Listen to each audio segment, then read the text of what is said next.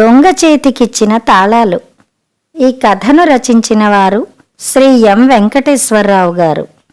వాళ్ళింటి తాళం బద్దలుగొట్టి గుండిగలు, ఇత్తడి సామాను సహా ఇతర విలువైన వస్తువులు ఎత్తుకుపోయింది వాడే. ఆ విషయం వాళ్ళకి తెలుసు. కానీ మళ్ళీ ఆ ఇల్లు బాగు చేసే పని వాడికే అప్పగించారు. ఇంట్లో బూజులు దులిపి చుట్టూ పెరిగిన చెట్లు కొట్టేసి ఇంటికి రంగులు వేసే పని వాడిదే. రోజు వచ్చి పని చేసెడుతున్నాడు. అంతటితో వాడి చేతివాటం ఆగలేదు. మళ్ళీ హౌస్ ఓనర్ ఉంగరం దొంగిలించాడు. అప్పుడు ఈ కథ ఎలాంటి మలుపు తిరిగిందంటే, కాలింగ్ బెల్ మోగింది. అతనే అయి ఉంటాడనుకుని చదువుతున్న పాత తెలుగు పుస్తకం పక్కన పెట్టి లేచెళ్ళి తలుపు తీశాను. ఎదురుగా నిలబడ్డ 25 కుర్రాడు నమస్కారమండి అన్నాడు. నమస్కారం అన్నాను కళ్ళజోడు సవరించుకుని. ఎవరబ్బా? ఈ మా ఊరబ్బాయి, ఎప్పుడూ చూడలేదు అనుకుంటూ తెలిసిన వాళ్ల పోలికల కోసం అన్వేషించాయి కళ్ళు. ఊహూ, ఎవరూ గుర్తుకు రావడం లేదు. అయినా ఎప్పుడో 30 ఏళ్ల కిందట వదిలేసిన ఊరు. కొత్తదారుల్ని వెతుక్కుంటూ ప్రవాసపు టంచు చేరుకున్నాక పలకరింపులు కరువైపోయిన యాంత్రిక జీవితానికి అలవాటు పడిపోయి అప్పుడే 10 ఏళ్లు దాటిపోయాయి. మొక్కుబడికి అన్నట్టు తప్పనిసరి వేడుకలకి, వీడ్కోళ్లకి మాత్రం 2 సార్లు ఆ ఊరికి వెళ్లాల్సొచ్చింది. ఎప్పుడైనా కొడుకు శరత్తో వెళ్దామంటే లక్షలు ఖర్చు పెట్టుకుని కృత్రిమ ఆప్యాయతల్ని వెతుక్కుంటూ వెళ్లాల్సిన కాలం కాదమ్మా అంటాడు. నిజమే అనిపిస్తుంది. అక్వేరియంలో చేపల, చలికి వేడి, వేడికి చలి వంటి సాంకేతికతకు ఈ శేషజీవితం అలవాటు పడిపోయింది. 2 రోజుల క్రితం శరత్ ఆఫీసు నుండి వచ్చాక, అమ్మా, ఎవరో రవిశంకరట, ఇక్కడే విప్రోలో పనిచేస్తున్నాడట, మన ఊరేనట, వాళ్ళ అమ్మా నాన్నలకి నువ్వు నాన్నగారు బాగా తెలుసట, వచ్చే ఆదివారం ఒక్కసారి వచ్చి కలుస్తానన్నాడు అని చెప్పాడు. ఎవరై ఉంటారబ్బా అని అప్పటినుంచి ఆలోచిస్తూనే ఉన్నాను. ఎంతకీ జ్ఞాపకం రావటం లేదు. 60 దాటాక జ్ఞాపక శక్తి వచ్చిపోయే వాన చినుకుల్లాగే ఉంటుంది కాబోలు. శుక్రవారం రాత్రి శరత్ చెప్పిన 36 గంటల తర్వాత ఇప్పుడొచ్చింది అతనే అయి ఉంటాడనుకుని రండి అని లోపలికొచ్చాను. అమ్మా, నా పేరు రవిశంకర్, మాది అంటూ అతను స్వచ్ఛమైన తెలుగులో మాట్లాడుతుంటే, కొన్నేళ్లుగా కొడుకు కోడలు తప్ప తెలుగు మాట్లాడని ఇంట్లో స్పష్టమైన తెలుగు వినిపిస్తుంటే, చిన్నప్పుడు బళ్ళో పాడుకున్న మా తెలుగు తల్లికి మల్లెపూదండ పాట చెవుల్లో మార్మోగుతున్నట్టు అనిపించింది. నా భర్త పేరు శంకరే. ఆ పేరు వినగానే మనసు మూలల్లో భద్రంగా దాచుకున్న అపురూపం కళ్ల ముందు నిలబడ్డట్టు అనిపించింది. ఇంతలో శరత్ హాల్లోకి వచ్చాడు.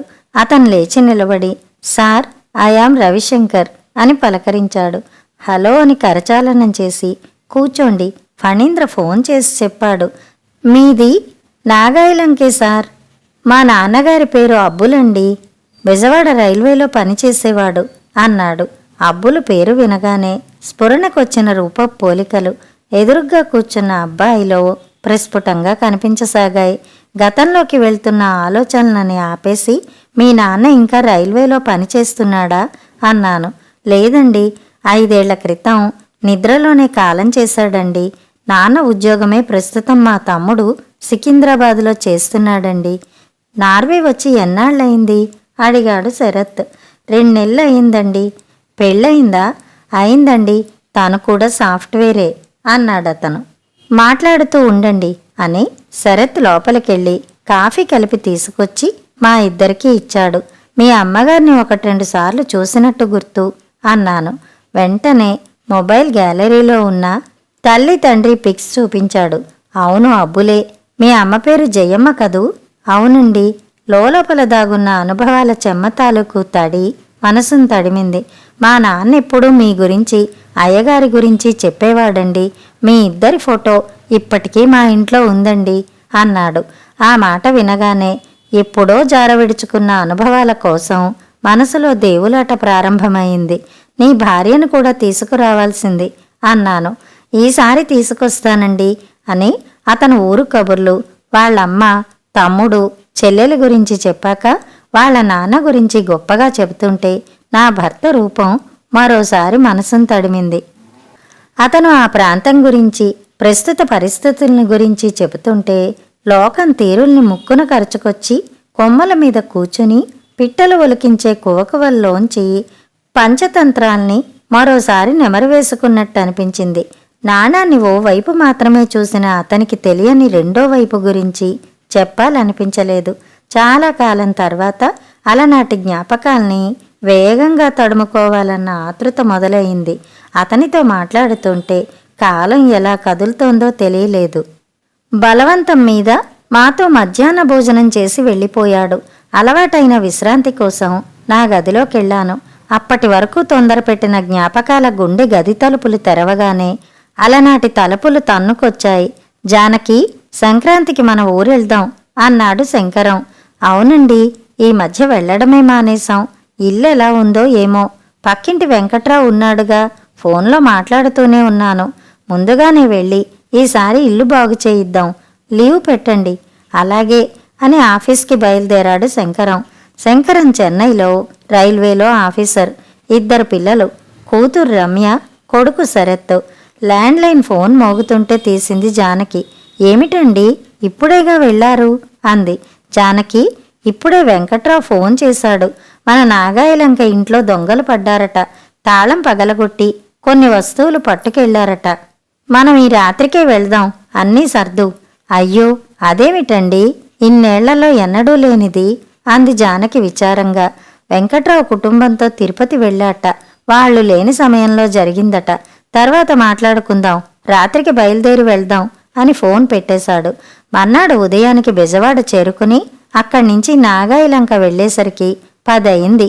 వెంకట్రావు ఇంటికెళ్ళి పలకరింపులు, కాఫీలయ్యాక తాము తిరుపతి వెళ్ళినప్పుడు జరిగిన దొంగతనం గురించిన ప్రాథమిక సమాచారం అందించి తానే ఇంటికి కొత్త తాళం వేశానని చెప్పి 2 ఇంటికి తీసుకెళ్లాడు. జానకి గబగబా గదిలోకి వెళ్లి చూసుకుంది. బీరువాల్లో వస్తువులు యథాతథంగానే ఉన్నాయి. కొయ్య బీరువా మాత్రం పగలగొట్టారు. అందులో ఉంచిన పాత ఇత్తడి గిన్నెలు, పాత పట్టుచీరలు కనిపించలేదు. వంటింటి అటక మీద పెట్టిన 2 పెద్ద ఇత్తడి గుండిగలు లేవు. జ్ఞాపకంగా దాచుకున్న బందర్లో ఆ కాలంలో హైస్కూల్లో చదువుకున్నప్పుడు వాడిన పాత ర్యాలీ సైకిల్ మాయమైంది. ఎవరై ఉంటారు వెంకట్రావు అడిగాడు శంకరం. చూచాయిగా ఎంక్వైరీ చేశానండి. ఊళ్ళోకి ఏడాది క్రితం రాఘవుల కుటుంబం వలస వచ్చిందండి. అతని కొడుకు అబ్బులు. 20 ఏళ్లుంటాయండి. వాడికి షోకులెక్కువ. చదువుకున్నాడో లేదో తెలీదండి.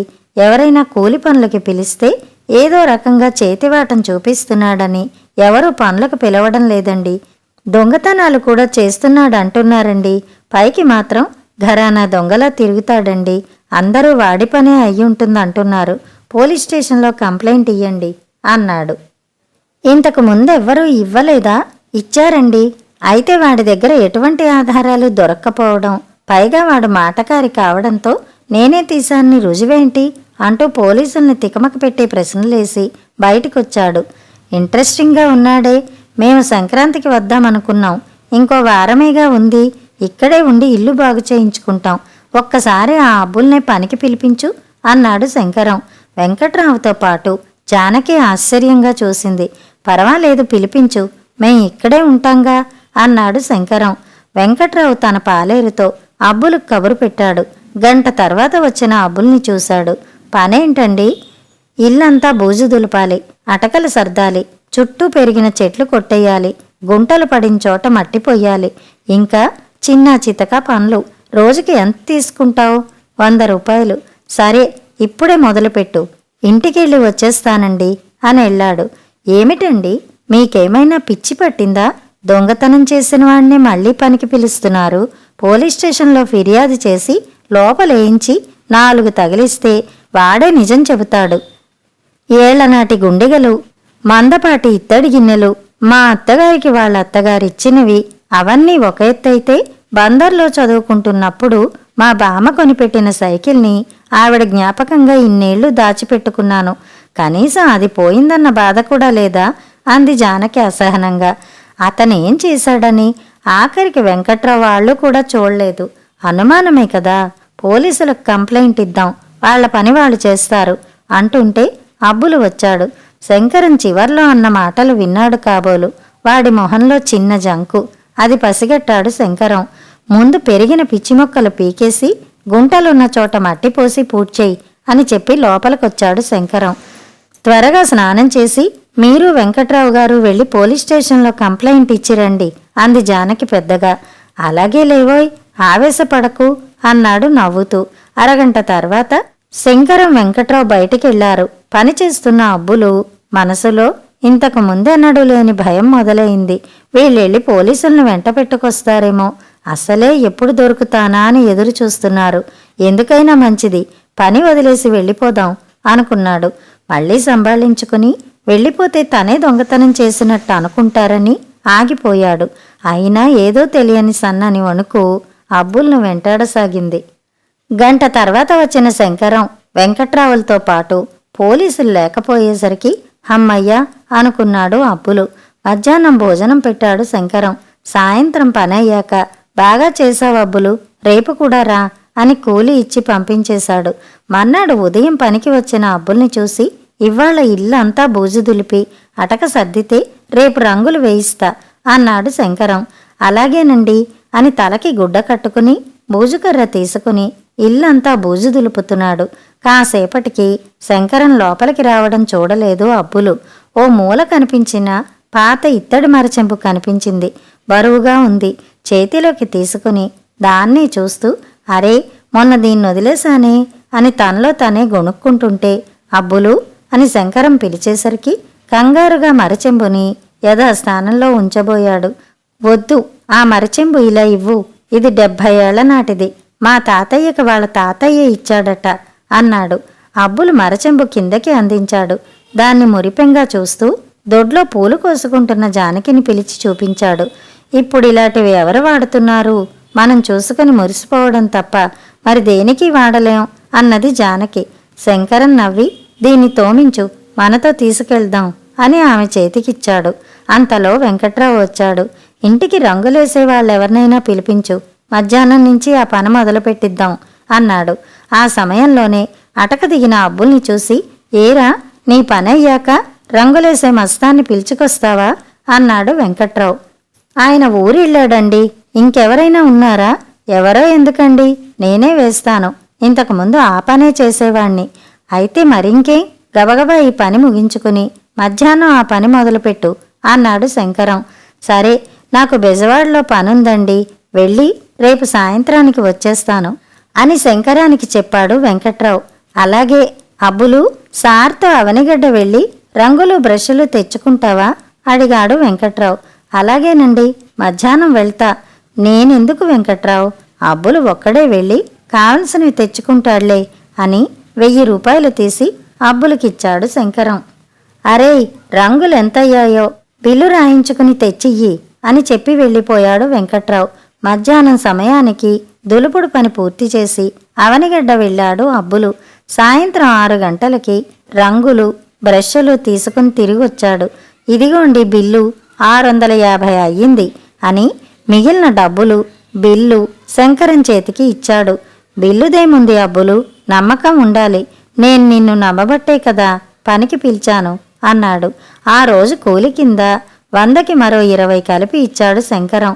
ఎక్కువ ఎందుకండి, సైకిల్ మీద వెళ్ళొచ్చాను అని 20 తిరిగివ్వబోయాడు.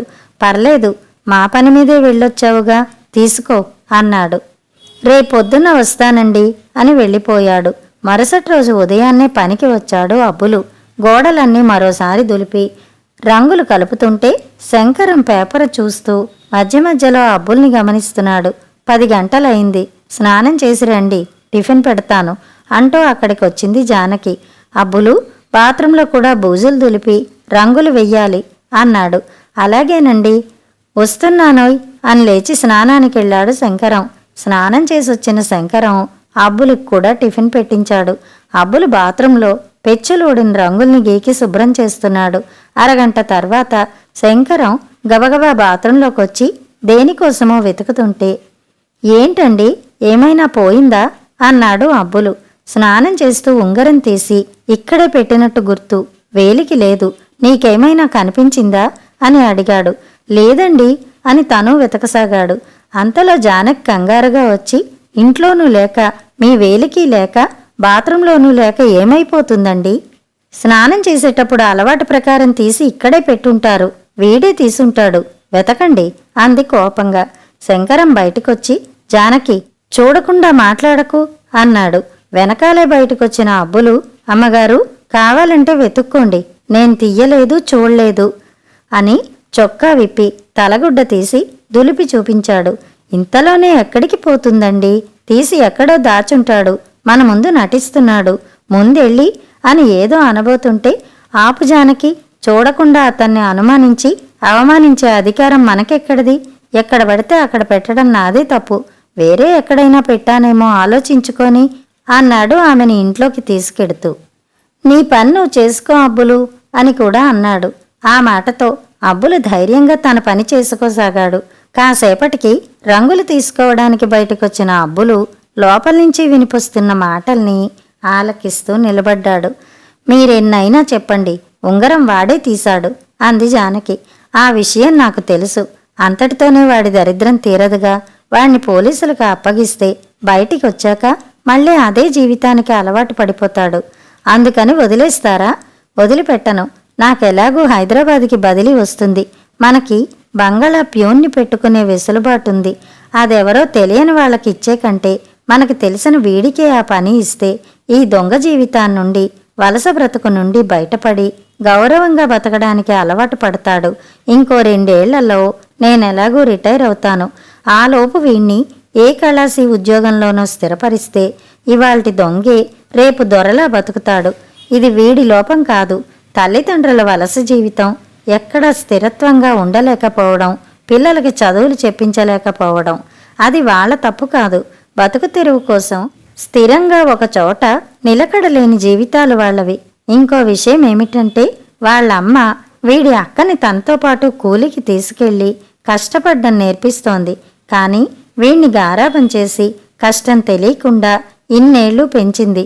ఇప్పుడు వీడి తండ్రి అనారోగ్యంతో పనులు చేయలేకపోవడం వల్ల వీడు దొంగతనం చేసి ఇంటికి తెస్తున్న డబ్బు, వస్తువులు చూసి కష్టం చేసి అవన్నీ తెస్తున్నాడనుకుని వాడి తల్లి మురిసిపోతోంది. కానీ ఒక రోజంతా కష్టపడితే ఎంత కూలి వస్తుందో తెలుసుకోలేకపోతోంది. ఇంకో విషయం, నువ్వు మన రమ్యతో పాటు శరత్కి చిన్నప్పటినుంచి వాడి పనులు వాడే చేసుకోవాలని, వాడికి కాఫీ పెట్టడం దగ్గర నుంచి వంట చేసుకోవడం వరకు ఎందుకు నేర్పించావు? రేపు వాడికి భార్య పడే కష్టం ఏమిటో తెలియాలనే కదా. ఇది అలాగే. కష్టం విలువ తెలిసిన వాడెప్పుడు అంత తొందరగా కక్కుర్తి పనులకి పాల్పడ్డు. మొన్న నేను వెంకట్రావు పోలీస్ స్టేషన్కి వెళ్ళలేదు. అబ్బులు ఇంటికెళ్ళి వీడి తండ్రి రాఘవుల్ని కలిశాం. తల్లి గారాబం వల్లే ఇలా తయారయ్యాడని, ఈ మధ్య దొంగతనాలు చేస్తున్నాడని వింటున్నానని, కానీ తన అనారోగ్యం వల్ల మూలపడ్డంతో ఏమీ చెయ్యలేకపోతున్నానని, ఇంత చిన్న వయసులో వీడు ఎప్పుడు జైలు పాలవుతాడోనని భయంతో బతుకుతున్నాను అని రాఘవులు కన్నీళ్లు పెట్టుకున్నాడు. చూడు జానకి, ఇంటి వాతావరణం, పరిసరాలు ఎదిగే పిల్లలపై ఎంతో ప్రభావం చూపుతాయి. సరైన మార్గంలో పెట్టేవాళ్లు లేకపోతే ఇలాగే తయారవుతారు. మనకు అవకాశం ఉంది, జీవితంపై అవగాహన ఉంది. వీడికి మన పిల్లల వయస్సే ఉంటుంది. వీడు బాగుపడితే వాడి తల్లిదండ్రులు, అక్క, రేపు వీడికి పెళ్ళైతే వీడి కుటుంబం, పిల్లలు బాగుపడతారు. అంతేకాదు, కృతజ్ఞత, నమ్మకం, నిజాయితీతో మంచి మానవ సంబంధాలతో మరో తరం పురుడు పోసుకుంటుంది. పోలీసులకి అప్పగిస్తే వాళ్ళలో ఈ మార్పు వస్తుందా? ఆలోచించు. మళ్ళీ ఈ విషయం నా దగ్గర ప్రస్తావించకు. కాస్త టీ తీసుకురా అన్నాడు. అంతే.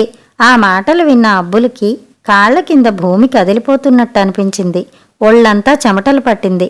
మొదటిసారి వాడిలో ఆలోచన మొదలైంది. తప్పు చేశానన్న పశ్చాత్తాపానికి నిదర్శనంగా వాడి చేతులు లోపలి డ్రాయర్కి పెట్టించిన దొంగ జేబులో దాచిన ఉంగరాన్ని తడిమాయి. వెంటనే వెళ్ళి శంకరం కాళ్ల మీద పడి ఉంగరం ఇచ్చేద్దామనిపించింది. కానీ ఆ పని చెయ్యలేక రంగులు తీసుకుని వెళ్ళిపోయాడు. సాయంత్రం దాకా పనిచేసి కూలీ డబ్బులు తీసుకుని ఇంటికెళ్ళిపోయాడు. ఆ రోజు రాత్రి 10 గంటలకు భోజనం చేశాక ఇంటి ముందు నడుస్తున్నాడు శంకరం. కరెంటు పోయింది. ఎవరో అయ్యగారు అని పిలిచినట్టు వినిపించింది. ఎవరు? నేను అబ్బుల్నండి. ఏంటి ఈవేళప్పుడు అని చేతిలో ఉన్న టార్చ్ లైట్ వేశాడు శంకరం. తళతళ మెరుస్తున్న 2 ఇత్తడి గుండిగలు సైకిల్కి చెరోవైపు కట్టుకుని వచ్చిన అబ్బుల్ని ఆశ్చర్యంగా చూసి ఇవేంటి అంటూ లోపలికి వచ్చాడు. వెనకాలే సైకిల్తో వచ్చిన అబ్బులు గుండిగలు తీసి వసారాలో పెట్టాడు. శంకరం అక్కడున్న కుర్చీలో కూర్చున్నాడు. కరెంట్ వచ్చింది. ఇన్నాళ్ళు పోషణ లేక తుప్పు పట్టిన తన చిన్ననాటి సైకిల్ని బాగు చేయించి కొత్తగా రంగేయించాడెళ్ళే ఉంది. కొత్త పెళ్లి కూతుర్లా కనిపించింది. ఏంటివన్నీ అయ్యగారు అంటూ చేతిలో ఉన్న ఉంగరంతో పాటు సైకిల్ తాళాల్ని శంకరం పాదాల దగ్గర పెట్టాడు. అప్పటి వరకు అదింపెట్టిన పశ్చాత్తాపం ప్రవాహంలా ఇన్నాళ్ళు మరుగున పడ్డ నిజాయితీ, కృతజ్ఞత, నమ్మకాల రూపాల్లో కళ్ళు దిగుతుంటే 2 నిమిషాల తర్వాత లేచి కళ్ళు తుడుచుకుని మౌనంగా అక్కడి నుంచి వెళ్ళిపోయాడు అబ్బులు. కొన్నాళ్లకి అన్న మాట ప్రకారం అబ్బుల్ను తన బంగాళా ప్యూన్గా హైదరాబాద్కి తీసుకెళ్లిన 2 ఏళ్ల తర్వాత పర్మనెంట్గా కళాశీ ఉద్యోగంలో స్థిరపరిచి రిటైర్ అయ్యాడు శంకరం. కాలక్రమంలో శంకరం కాలం చేశాడు. తల్లిదండ్రుల వలస జీవితానికి అబ్బులు స్వస్తి చెప్పించి వాళ్ళని తన దగ్గరే ఉంచుకున్నాడు. అక్కకి పెళ్లి చేశాక తను పెళ్లి చేసుకున్నాడు. 2 పిల్లల తండ్రి అయ్యాడు. అబ్బులకి ప్రమోషన్ వచ్చింది. ఆ రోజు శంకరం తన చేతికిచ్చిన నిజాయితీ, కృతజ్ఞత, నమ్మకం అనే సూత్రాల్ని నమ్ముకుని తన పిల్లల బంగారు భవిష్యత్తుకి బాటలు పరిచాడు అబ్బులు. ఆలోచిస్తున్న నాకు అలనాటి గతమంతా కళ్ల ముందు కనిపిస్తుంటే భర్త ఎప్పుడు అనే మాటలు చెవుల్లో రివ్వు మనసాగాయి. మనిషికి మనిషికి ఉండే తేడా రెంటిలోనే. ఆలోచన, విచక్షణ. తమ వద్ద ఈ 2 ఉన్నవాళ్లు వాటిని లేని వాళ్ళకి పంచగలిగితే ప్రేమ అవుతుంది. తెంపుకుంటే పగ పెరుగుతుంది. అప్రయత్నంగానే కళ్లలో తడి చెంపలు దిగుతుంటే తుడిచాయి నా 2 అరచేతులు. కథ సమాప్తం.